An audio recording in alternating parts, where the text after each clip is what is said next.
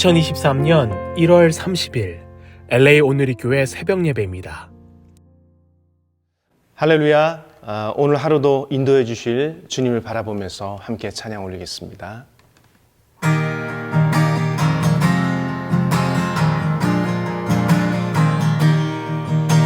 선하신 목자 날 사랑하는 분 주 인도하는 곳 따라가리. 주의 말씀을 나 듣기 위하여 주 인도하는 곳 가려네. 선하신 목자 날 사랑하는 분 주 인도하는 곳 따라가리.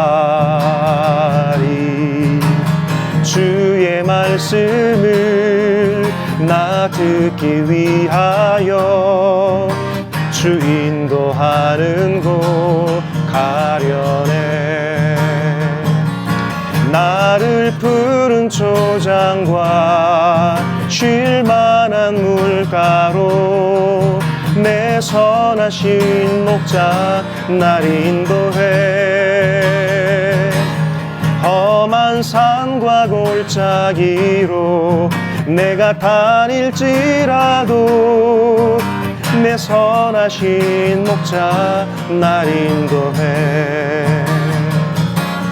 나를 푸른 초장과 쉴만한 물가로 내 선하신 목자 날 인도해. 험한 산과 골짜기로 내가 다닐지라도 내 선하신 목자 날 인도해.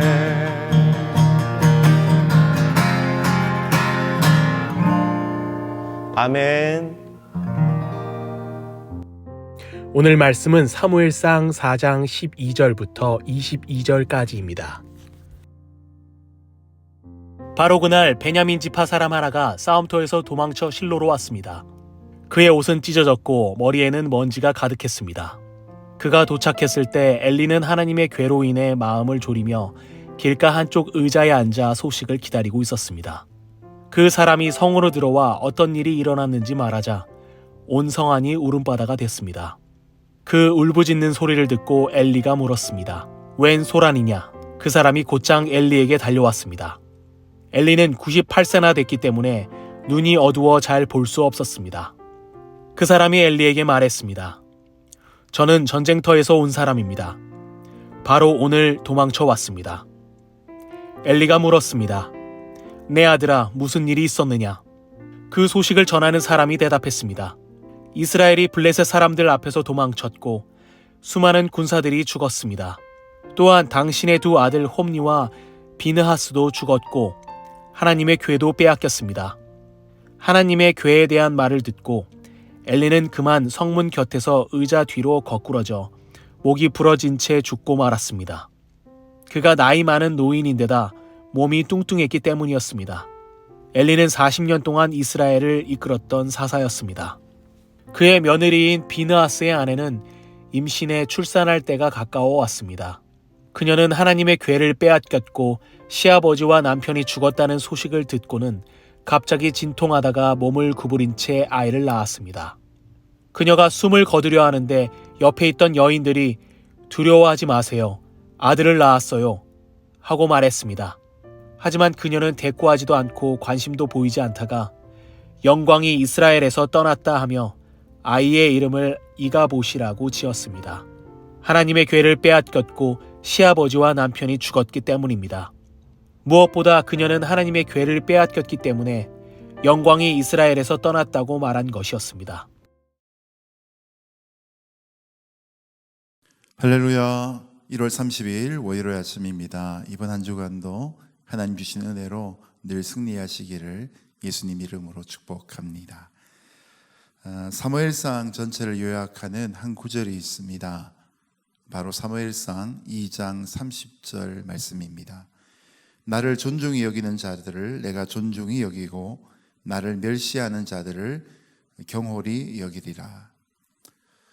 사무엘서 뿐이겠습니까? 어디 성경 전체 또한 우리 인생에도 이 기준이 정확하게 적용됩니다.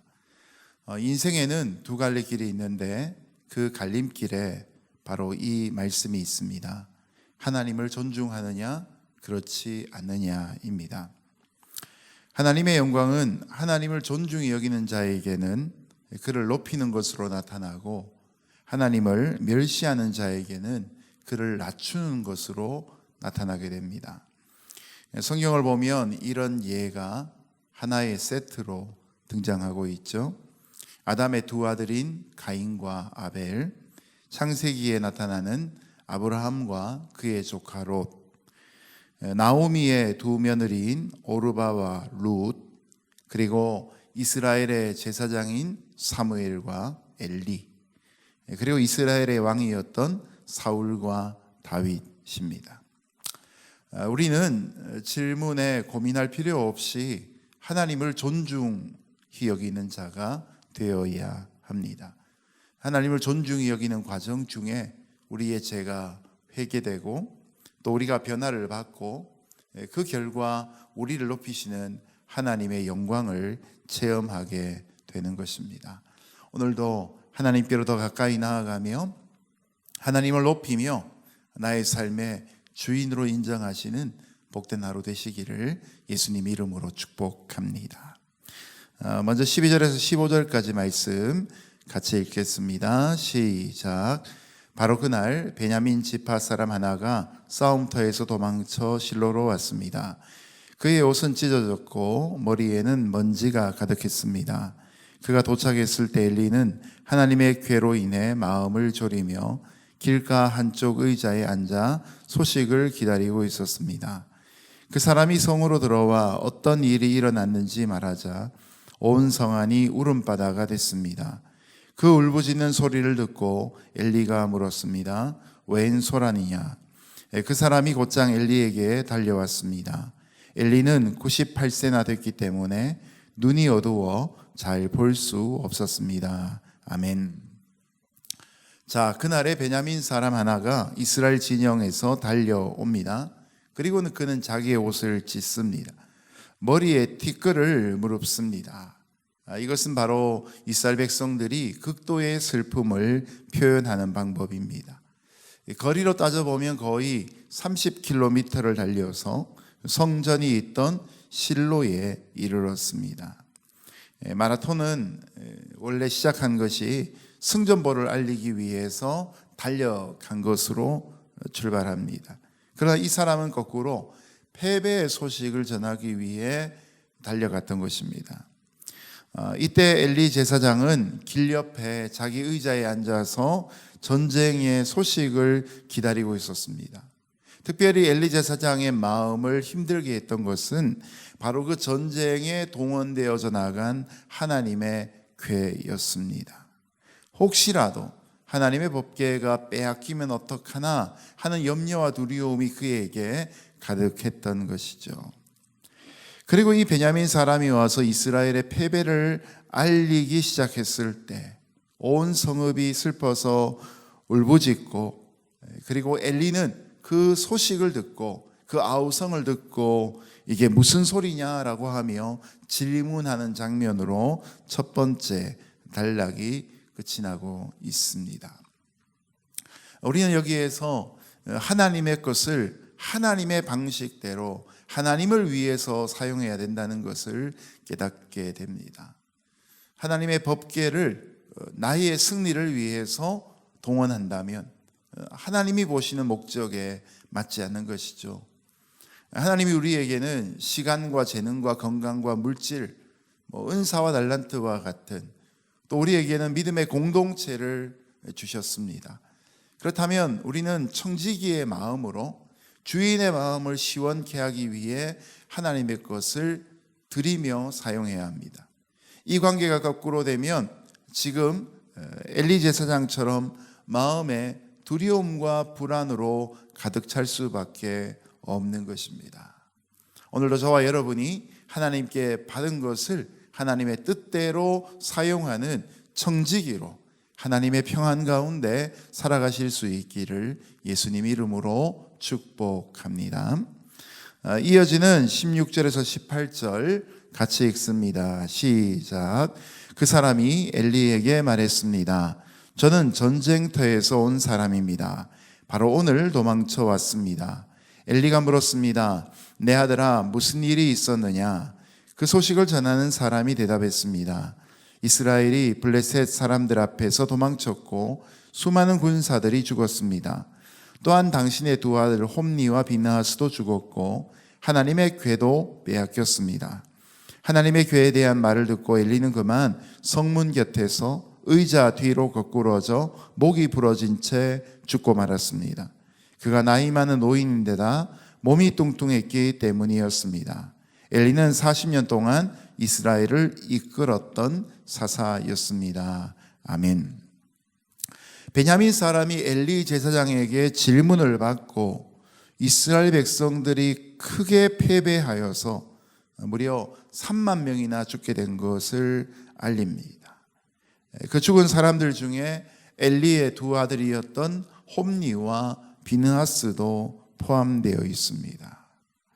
홈니와 비느하스가 하나님의 법궤를 동원해서 전쟁에 이기겠다고 나섰는데 이 두 아들이 죽었다는 것은 곧 하나님의 언약궤 또한 빼앗겼다는 것을 알려주고 있는 내용이죠. 특별히 엘리 제사장은 하나님의 궤도 빼앗겼습니다 라는 말을 듣고 가장 큰 낙심을 온몸 전체로 받아냅니다.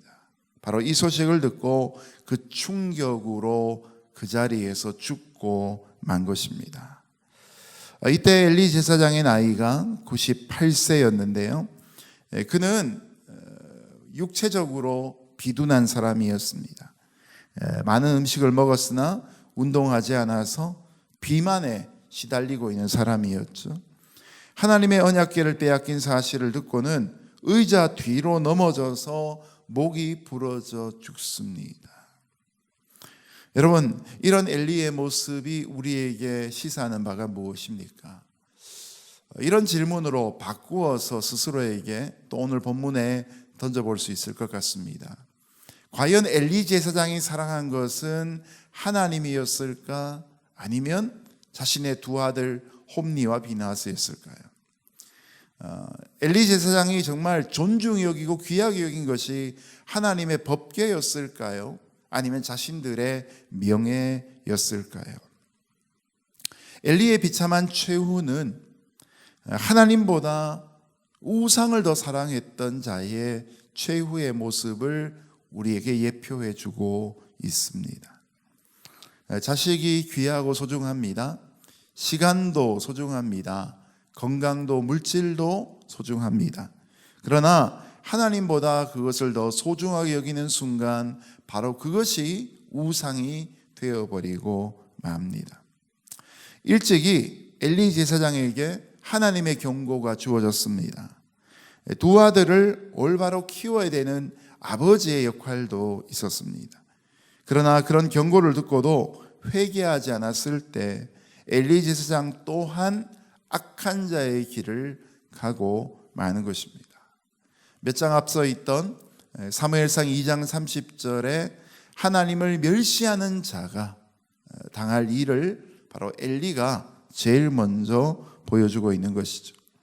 이런 일들을 우리는 반면교사로 삼으면서 어떤 태도를 취해야 합니까? 하나님께 심판받기 전에 먼저 회개하는 법을 배워야 한다는 것이죠. 엘리처럼 두려워하는 정도의 후회의 차원이 아니라 먼저 나아가서 하나님 앞에 자기의 죄를 회개하고 하나님을 귀하게 여기는 태도가 필요할 것입니다. 하나님 앞에 제대로 쓰임받지 못하는 자들의 마음속에 오늘 엘리 제사장과 같은 두려움이 있을 것입니다. 여러분, 이런 두려움 또한 하나님이 주시는 경고로 여길 수 있기를 바랍니다. 돌아오라고 부르시는 하나님의 신호탄 같은 것입니다. 오늘도 그런 불편한 마음을 버려두고 멸망의 길로 가는 것이 아니라 오히려 그 불편한 마음을 깨닫고 하나님께로 돌이키는 회개의 길이 될 수 있기를 예수님 이름으로 축복합니다. 19절에서 20절 같이 읽습니다. 시작. 그의 며느리인 비느하스의 아내는 임신해 출산할 때가 가까웠습니다.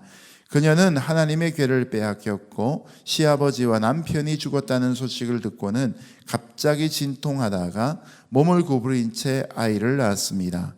그녀가 숨을 거두려 하는데 옆에 있던 여인들이 두려워하지 마세요. 아들을 낳았어요 하고 말했습니다. 하지만 그녀는 대꾸하지도 않고 관심도 보이지 않다가 아멘. 이 전쟁 중에 비느하스의 아내는 만삭이었습니다. 그런데 출산의 기쁜 소식으로 온 가족이 들떠야 될 그때에 오히려 전쟁에 지고 하나님의 궤는 빼앗겼고 자기의 남편과 시아주버니가 죽게 되고 그 소식을 들은 시아버지 또한 죽었다는 이야기를 듣습니다. 아마도 이런 심리적인 충격 때문에 이 비느하스의 아내는 갑자기 몸이 아프면서 해산을 하게 되었던 것이죠. 그는 말할 수 없는 큰 진통 가운데 아이를 낳게 되는데 아들이 태어났다는 소식을 듣고도 대꾸도 하지 않고 관심도 보이지 않았던 것입니다. 여러분, 이 여인의 모습 가운데서 우리에게 당할 수도 있는 멸망의 큰 소식 앞에 인간의 존재가 얼마나 초라한가 하는 것을 보게 됩니다. 원래 출산이라는 것이 가장 큰 기쁨 아니겠습니까? 그런데 그 가장 큰 기쁨을 뒤덮는 이 죽음의 그림자들로 인해 이 여인은 기쁨을 기쁨으로 누리지 못하고 9달 동안에 아기를 갖고 있었던 그 수고로움 또한 감격으로 보상받지 못한 채 그녀 또한 죽음의 길을 가고 있는 모습을 봅니다. 자, 이때 이 여인이 성경 가운데 발견하는 가장 의미심장한 이름 하나를 짓기 시작합니다. 우리 21절에서 22절 같이 읽습니다. 시작. 영광이 이스라엘에서 떠났다 하며 아이의 이름을 이가봇이라고 지었습니다. 하나님의 궤를 빼앗겼고 시아버지와 남편이 죽었기 때문입니다. 무엇보다 그녀는 하나님의 궤를 빼앗겼기 때문에 영광이 이스라엘에서 떠났다고 말한 것이었습니다. 아멘. 비느하스의 아내가 아이를 낳고는 하나님의 영광이 떠났다라고 말합니다. 이 말 자체가 이가봇입니다. 그리고 그녀가 낳은 아이의 이름이 바로 이가봇이 됩니다. 여러분, 이스라엘은 지금 비참한 실패를 맛봅니다. 앞서 있던 전투까지 포함하면 34,000명이 죽은 것입니다. 그리고 당대 사사로 지냈던 최고의 제사장이 그 가족 전체가 몰살당합니다. 이 모든 일에 하나님의 법궤가 빼앗긴 사건이 함께하고 있죠. 이것을 보고 비느하스의 아내는 하나님의 영광이 떠났다라고 말했던 것입니다. 우리가 인생의 마지막 유언을 할 때 이런 비참한 표현을 쓴다면 얼마나 안타까운 것이겠습니까? 우리가 태어난 아이의 이름을 짓는데 영광이 떠났다는 의미가 들어가게 만든다면 얼마나 이 또한 참담한 일이겠습니까? 그처럼 이 가정에 임한 하나님의 심판이 엄격했다는 것 또한 보여주는 것이죠. 모든 일들의 출발이 어디에 있습니까? 오늘 설교를 시작하며 이 말씀을 묵상하며 가장 먼저 드렸던 이 사무엘상 2장 30절의 말씀 때문이었던 것이죠. 나를 멸시하는 자들을 경홀히 여기리라. 나도 그들을 멸시할 것이다. 마치 하나님이 막 불편한 마음을 하시는 것처럼 보여지지만 여러분, 하나님을 존중히 여기는 자는 끊임없이 하나님께 가까이 나가게 되어 있고 하나님이 원하신 일을 기뻐하며 말씀에 순종하게 되어 있습니다. 그러나 반대로 하나님을 무시하는 자들은 제일 먼저 하나님의 말씀을 무시합니다. 그러면 하나님의 창조의 질서를 흐트러뜨리게 됩니다. 자기의 삶 속에 하나님의 원리와 약속을 떠나는 삶을 살게 됩니다. 스스로가 하나님을 따르지 않기 때문에 성경에 약속된 하나님의 복, 그 약속된 복들이 하나도 이루어지지 않으니까 그 결과는 결국 멸시이며 무너지고 망하는 쪽으로 가게 되는 것이죠. 사실은 이 모습은 하나님의 영광이 떠난 것이 아니라 하나님의 약속대로 말씀대로 이루어진 것입니다. 만약에 여러분 이런 이들이 말씀대로 살지 않고 자기 욕심을 위해 하나님의 법궤를 마음껏 쓰는 일을 하나님이 그냥 버려놓으신다고 한번 생각해 보십시오. 사람이 죄를 지었는데도 불구하고 여전히 승승장구한다면 그것은 정말 하나님이 그들을 버린 것입니다. 왜냐하면 하나님을 떠나서 잘 되는 것은 곧 급속도로 멸망하게 되어 있기 때문입니다. 오히려 이가봇이라는 표현을 통해서 우리는 죽어가던 그 엘리 제사장의 며느리가 가진 심정을 느낄 필요가 있습니다. 이스라엘이 죄를 짓자 하나님이 이스라엘을 징벌하시는 분이 되었다. 하나님의 영광이 떠났지만 그러나 우리가 회개하면 하나님이 다시 돌아오실 것이다. 우리 이가봇 안에서 회개 이후에 이루어질 영광의 회복을 또한 볼 수 있는 것이죠. 우리 인생 속에 성공도 하나님의 영광이고 실패 또한 하나님의 영광입니다. 은혜를 받는 것 또한 하나님의 영광이 나타나는 것이고 우리 하나님의 말씀을 어기고 있을 때 돌아오는 책망 또한 하나님의 영광입니다. 디모데후서 3장 16절에 모든 성경은 하나님의 감동으로 된 것으로 교훈과 두 번째는 책망과 세 번째는 바르게 함과 네 번째 의로 교육하기에 유익하다고 말씀하지 않습니까? 이 첫 번째 한 가지를 제외하고 나머지 세 가지는 모두 삐뚤어져가는 우리의 삶을 야단치시고 돌이키시고 치유하시는 하나님의 모습을 보여주고 있습니다. 죄에 대해서 징계하지 않는 것은 그가 나와 아무런 상관이 없다는 표현입니다.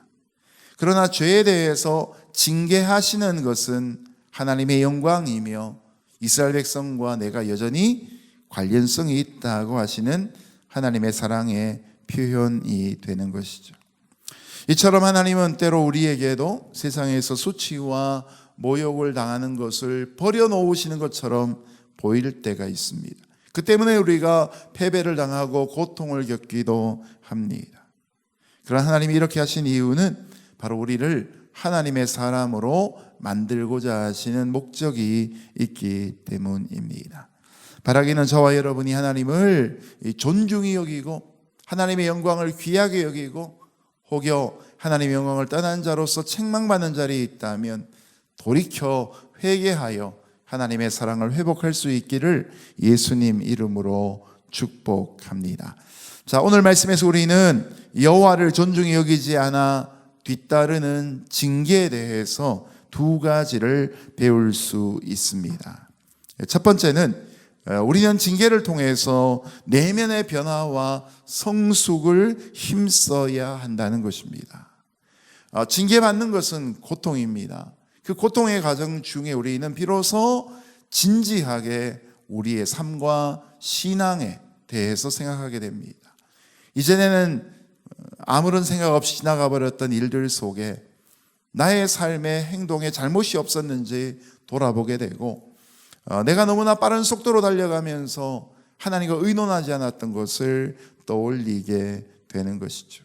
그래서 진짜로 받는 징계의 변화의 결과는 내면의 변화와 성숙을 이루는 것이 됩니다. 특별히 오늘 우리의 주변에 있는 사람을 중심으로 인본주의적인 죄를 지는 일들이 많습니다. 사람의 만족을 위해 하나님의 말씀을 가볍게 여기는 경우들이 많습니다. 상처와 아픔과 고통을 겪는 모든 그런 순간에서 말씀으로 돌아올 수 있는 은혜가 있기를 주님 이름으로 축복합니다. 두 번째는 징계를 통해서 우리는 하나님의 소망을 영접해야 합니다. 징계는 아무나에게 주는 것이 아닙니다. 제가 옆집 사는 남의 집 아들에게 딸에게 야단칠 일이 별로 없지요. 징계가 있다는 것은 관계가 있다는 것입니다. 징계가 있다는 것은 내가 너를 고쳐 쓰겠다라는 하나님의 의지의 반영이 되는 것입니다. 징계를 통해 하나님의 사랑하심을 깨닫고 나를 쓰시고자 하신 하나님의 계획을 깨닫고 오늘도 하나님의 소망을 영접하고 살아가는 저와 여러분 될 수 있기를 예수님 이름으로 축복합니다. 오늘 주신 말씀을 다시 한번 기억하며 저와 여러분 같이 기도하며 나가도록 하겠습니다. 과연 우리는 하나님을 존중히 여기며 살아가고 있는가? 아니면 하나님을 멸시하는 모습으로 살지 않는가? 우리가 대어놓고는 하나님을 멸시하지 않을 것입니다. 그러나 말씀에 대해 순종하지 않고 마땅히 해야 될 회개를 하지 않고 하나님의 것을 내 것 마냥 쓰고 나의 인생의 목적과 나의 성취를 위해 하나님의 것을 잘못 사용한다면 그것이 바로 하나님을 존중히 여기지 않는 것이 될 것입니다. 우리가 걸어가는 걸음이 가인이나 롯이나 오르바나 엘리나 사울의 길이 되지 않게 하여 주옵소서. 말씀 따르며 하나님을 존중하는 삶이 되게 하여 주옵소서. 함께 하나님의 영광을 따르는 삶이 될 수 있도록 해달라고 통성으로 기도하며 나아갑니다. 하나님 아버지 감사합니다. 하나님의 은혜를 찬양합니다. 그 놀라우신 영광을 오늘 이 아침에 찬송합니다. 아버지 하나님, 말씀관에 나오는 이 멸망의 가문이 되어버린 엘리의 집안 속에서 하나님을 멸시했던 그들의 동일한 모습을 발견합니다. 우리에게 주님의 마음을 주시옵고 하나님의 나라를 사모하는 마음을 가지며 그 영광을 사모함으로 나아가는 귀한 변화가 있게 하여 주옵소서. 육체의 비도만뿐만 아니라 영적인 비도만을 가졌던 엘리가 하나님의 법궤를 전쟁터 가운데 내어보낸 채 그저 두려움 가운데 시간을 보내며 참으로 최악의 상황을 설정하며 염려 가운데 살아갔던 것처럼 어리석은 삶을 살지 않게 하시고 이제 우리의 마음 가운데 통회하며 자복하며 하나님께로 가는 길을 결단하여 우리가 오늘 하나님 앞에 내 마음의 진정한 예배를 드림으로 하나님의 영광을 노래할 수 있는 거룩한 삶 되게 하여 주옵소서. 오늘 우리 마음의 중심에 하나님의 법궤가 있기를 원합니다. 나의 마음의 좌석 가운데 하나님의 왕좌가 있기를 원합니다. 주의 말씀을 따라 날마다 순종하며 그 길과 그 걸음 감당할 수 있기를 원합니다. 하나님 아버지, 징계를 받을 때에라도 하나님께서 나를 사랑하신 것을 깨닫고 그 징계를 통해 죄를 회개하며 소망을 품을 수 있는 주의 백성들 되게 하여 주옵소서. 오늘도 이 땅 가운데 주의 백성들 모두에게 하나님을 향한 온전한 헌신이 이루어지게 하여 주시옵소서. 우리 두 번째로 같이 기도하실 때 교회를 위해 기도하겠습니다. 우리가 드리는 예배의 자리마다 성령 하나님이 임재하여 주시고 모든 성도들이 하나님 앞에 영과 진리로 예배하는 역사가 있게 하여 주옵소서. 우리가 드리는 예배 가운데 힘을 받아 세상 가운데 소금과 빛으로 살아가는 성도들 되게 하여 주시고 로스앤젤레스 온누리교회가 이 LA 코리아타운에서 지역을 섬길 뿐만 아니라 민족들을 섬기며 저 멕시코 바 캘리포니아를 섬기는 역사가 있게 하여 주옵소서. 우리의 선교조인 니카라과와 쿠바를 위해서도 함께 통성으로 이 시간 기도하며 나아갑니다. 거룩하신 하나님 아버지 감사합니다.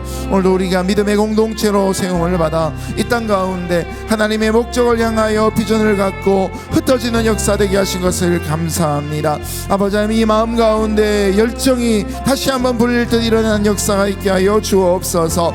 이 땅에 건강한 교회를 세우며 하나님 기뻐하시는 믿음의 공동체가 되게 하시고 참으로 성도 한 사람 한 사람 가족으로 서로를 섬기며 위로하며 품어주며 양육하는 역사가 있기를 주님 간절히 바라며 소원합니다. 아버지의 모든 성도 한 사람 한 사람 그 영혼을 귀하게 여기게 하여 주옵소서. 있는 그 자리에서 영적으로 성장해 나간 일들이 있게 하여 주옵소서. 하나님 기뻐하시는 비전을 발견하며 이 땅 가운데 하나님의 비전의 배를 띄우는 역사가 있게 하여 주옵소서. 하나님 아버지, 우리가 있는 이 지역에서 선교적 교회 되기를 원합니다. LA 코리아타운이 갖고 있는 문제들을 깨닫게 하여 주시고, 교회가 갖고 있는 참으로 귀한 맨파워와 또 귀한 열정들과 무엇보다 우리가 갖고 있는 복음의 능력으로 이 땅을 귀하게 섬기는 역사가 있게 하여 주옵소서. 하나님 아버지, 교회가 있는 지역의 주변에서부터 사회적인 문제와 영적인 문제와 건강의 문제들을 감당할 수 있는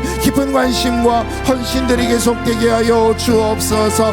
우리를 위해서만 존재하는 사역이 아니라 이 땅을 섬기는 귀한 사역으로 확장되게 하여 주시고, 아버지, 이것이 국경을 넘어 바캘리포니아와 또 선교지를 우리에게 주어져 있는 니카라과와 쿠바까지를 갈 수 있는 은혜가 있게 하여 주옵소서. 하나님 아버지, 우리 교회가 창립 19주년을 맞았습니다. 이제 20주년을 향해 나아갑니다. 믿음의 성년이 될 수 있도록 도와주시고, 귀한 사역하는 곳마다 성도들의 눈물과 땀과 기도와 헌신이 있는 자리마다 하나님의 열매가 맺히게 하여 주옵소서. 이제는 우리 각자 계신 자리에서 하나님께 받은 기도의 제목들 또 중보의 제목들 가지고 함께 간구하며 나가시도록 하겠습니다. 이 시간 주의 이름 한번 부르짖고 통성으로 기도하며 나갑니다. 주의 이름 부릅니다. 주여